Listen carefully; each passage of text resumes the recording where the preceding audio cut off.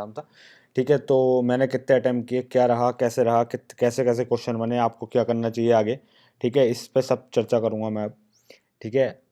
तो चलिए ज़्यादा टाइम आपका वेस्ट ना करते हुए शुरुआत करते हैं और देखते हैं कि कैसा है मेरा एग्ज़ाम रहा और मैंने कितने अटैम्प्ट किए और किस किस सब्जेक्ट में कैसे कैसे अटैम्प्ट रहे मेरे और कैसे कैसे मैंने उसको अप्रोच किया, ठीक। तो चलिए शुरुआत करते हैं और देखते हैं कि कैसे। मैं एक नया पेज ले लेता हूँ इसके लिए, ठीक है। सबसे पहले बात करते हैं मेरे अटैम्प्ट के बारे में। तो मैंने टोटल 93 अटैम्प्ट किए, 93 अटैम्प्ट किए, ठीक है। अब कैसे कैसे अटैम्प्ट रहे 93, तो 4 सब्जेक्ट होते हैं, ठीक है। मैथ्स, पहले मैंने मैथ्स अटैम्प्ट की, फिर मैंने रीजनिंग की, ठीक है, फिर मैंने साइंस की, फिर मैंने जीके की, ठीक है। मैंने मैथ्स में 25 के 25 अटैम्प्ट किए, रीजनिंग में 30 अटैम्प्ट किए, ठीक है, जीके में 16 अटैम्प्ट किए और साइंस में मैंने 22 अटैम्प्ट किए, ठीक है। 25 में से 22 अटैम्प्ट किए मैंने साइंस में, 20 में से 16 अटैम्प्ट किए मैंने जीके में, ठीक है, 30 में से 30 अटैम्प्ट किए रीजनिंग में और 25 में से 25 अटैम्प्ट किए मैंने मैथ्स में, ठीक है। तो टोटल मिला के मेरे 25 30 55 55 और 22 कितने हो गए आपके 77 और 16 93, यानी कि टोटल मेरे 93 अटैम्प्ट हुए, ठीक है। मैं मान के चलता हूँ मेरे 25 में से 25 मैथ्स के ठीक ही होंगे, रीजनिंग में भी ठीक होंगे 30 के 30, ठीक है। इसमें हो सकता है 2-4 क्वेश्चन गलत हों, ठीक है, 22 अटैम्प्ट किए, इसमें भी हो सकता है 1-2-3 क्वेश्चन गलत हो, 16 अटैम्प्ट किए। तो ओवरऑल मैं मान के चलता हूँ मेरे 85 तक तो ठीक होने चाहिए, बाकी जो गलत होंगे होंगे, नहीं पता मुझे इसके बारे में, ठीक है। बाकी तो सिली मिस्टेक की वजह से कुछ गलत हो जाए मैथ्स में रीजनिंग में तो फिर उसका कुछ कह नहीं सकते, ठीक है। ऐसा कुछ है नहीं, ठीक है। तो चलिए अब बात करते हैं कि क्वेश्चन कैसे कैसे आए थे और कैसे कैसे मैंने अटैम्प्ट किया उसको, ठीक है। सबसे पहले मैंने क्या किया, मैंने सबसे पहले मैथ्स अटैम्प्ट की, ठीक है। सबसे पहले मैंने मैथ्स को अटैम्प्ट किया, ठीक है। तो मैथ्स में 25 क्वेश्चन थे, 25 के 25 अटैम्प्ट किए मैंने, ठीक है।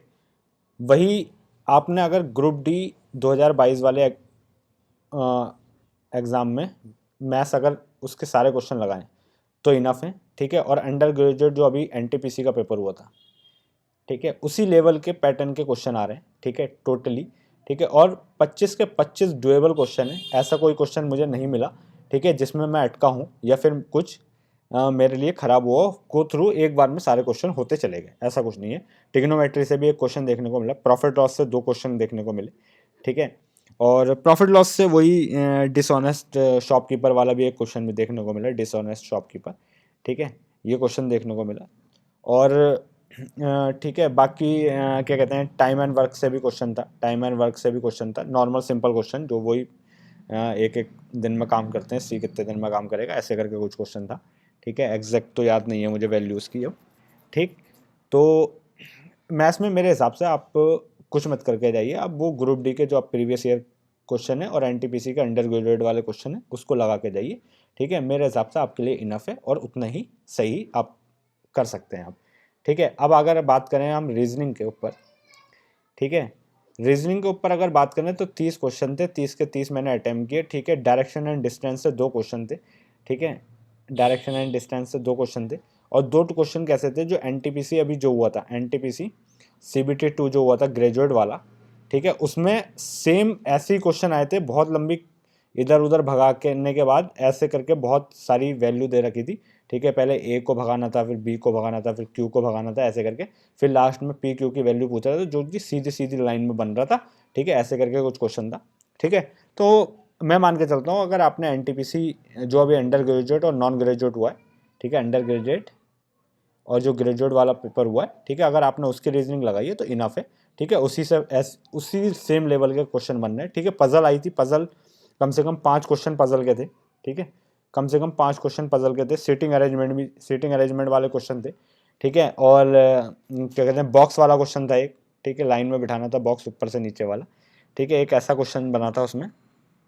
और अगर बात करें तो कैसा क्वेश्चन था एक, ध्यान, हाँ, स्लॉग के 2 क्वेश्चन थे, स्लॉगिज्म के 2 क्वेश्चन थे, ठीक है, 2 क्वेश्चन स्लॉगिज्म थे से, ठीक है। तो मेरे हिसाब से आप मान के चलिए कि आप 30 के 30 डुएबल क्वेश्चन थे, ऐसा कोई क्वेश्चन नहीं था जो आपको अटक रहा हो या फिर कोई मतलब बहुत ज़्यादा क्या कहते हैं कॉन्सेप्ट लग रहा हो उसमें। तो आप ग्रुप डी वाले प्रीवियस ईयर क्वेश्चन और एनटीपीसी वाले ग्रेजुएट अंडर ग्रेजुएट आपने लगाया तो इनफ है, बहुत बढ़िया किया है आपने, ठीक है। उतना ही करके जाइए और ज़्यादा करके मत जाइए, ठीक है। अब बात कर लेते हैं साइंस की, ठीक है। अगर साइंस में आपने प्रीवियस ईयर में जो भी ग्रुप डी के एग्ज़ाम हुए थे, ठीक है, वो अगर क्वेश्चन लगाएं तो उसी चैप्टर और वैसे ही रिलेटेड क्वेश्चन आपको देखने को मिल रहे हैं, ठीक है। अच्छा, जो अभी टेक्नीशियन का एग्ज़ाम हुआ था, ठीक है, 10th लेवल वाला जो टेक्नीशियन का एग्ज़ाम होता है, 10th वाला हुआ था, ठीक है, 12th वाला, तो जो टेक्नीशियन का एग्ज़ाम हुआ था उसमें जो साइंस आई थी, सेम वैसे ही लेवल की साइंस देखने को मिल रही है। ज़्यादा कुछ मतलब ज़्यादा वो नहीं है। हाँ, एक न्यूमेरिकल भी था, ठीक है। और क्या कहते हैं, समीकरण से भी क्वेश्चन था, समीकरण में तो इक्वेशन से भी क्वेश्चन था, ठीक है। उसको क्या कहते हैं, संतुलित कराने वाला क्वेश्चन, ऐसा भी क्वेश्चन देखने को मिला, ठीक है। तो मेरे हिसाब से आपने ग्रुप डी के एग्ज़ाम अगर दिया है, ठीक है, ग्रुप डी में जो प्रीवियस ईयर क्वेश्चन किया है, टेक्नीशियन के क्वेश्चन अगर साइंस वाले लगाए तो मेरे हिसाब से इनफ है, ठीक है।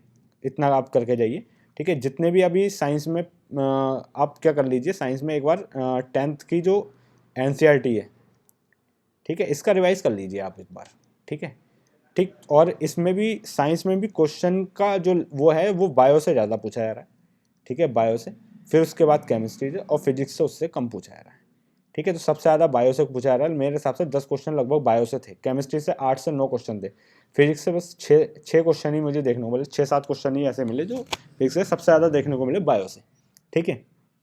तो बस इसमें इतना ही था, ठीक है। अब मैं जीके की बात कर लेता हूँ। तो जीके में देखो भाई, जीके तो आ ही नहीं रही है, ठीक है, करंट अफेयर आ रहा है, ठीक है, करंट अफेयर आ रहा है भर भर के, ठीक है। मैं मान के चलता हूँ मेरे हिसाब से 15 क्वेश्चन तो करंट अफेयर के थे, 15 क्वेश्चन, ठीक है। और मिनिमम आप वही, अभी देखिए नवंबर चल रहा है, ठीक है, मैं मान के चलता हूँ अगर आपका एग्ज़ाम है, ठीक है, तो आप एक तो अक्टूबर मंथ, ठीक है, अक्टूबर से सितंबर, ठीक है, अगस्त